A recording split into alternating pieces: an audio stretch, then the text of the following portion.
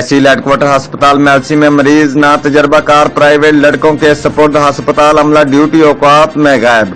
तहसील headquarter अस्पताल मेलसी में जहां एमएस समेत डॉक्टरों का ड्यूटी औकात में गायब रहना मामूल बन चुका है, वहां अब नर्सों और दीगर पैरा मेडिकल स्टाफ ने भी इस बद इंतजामी का फायदा उठाते हुए ड्यूटी से गफलत बरतते हुए गायब रहना मामूल बना लिया है। अक्सर पैरामेडिकल स्टाफ ड्यूटी औकात में अस्पताल के रूम्स में आराम करते नजर आते हैं और मरीजों को हत्ता के अटेंड करने की जिम्मेदारी प्राइवेट पैरामेडिकल कॉलेज से आए ना तजर्बाकार लड़कों को सौंप दी जाती है।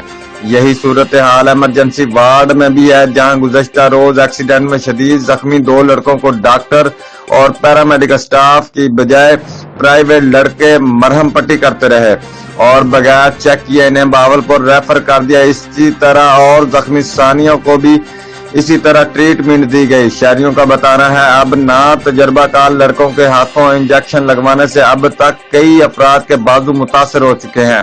दूसरी तरफ ये भी बात सामने आई है कि सीओ हेल्थ की इजाजत और हुकूमती पॉलिसी के खिलाफ एमएस ने नॉन रजिस्टर्ड पैरामेडिकल कॉलेज के लड़कों को इजाजत दे रखी है।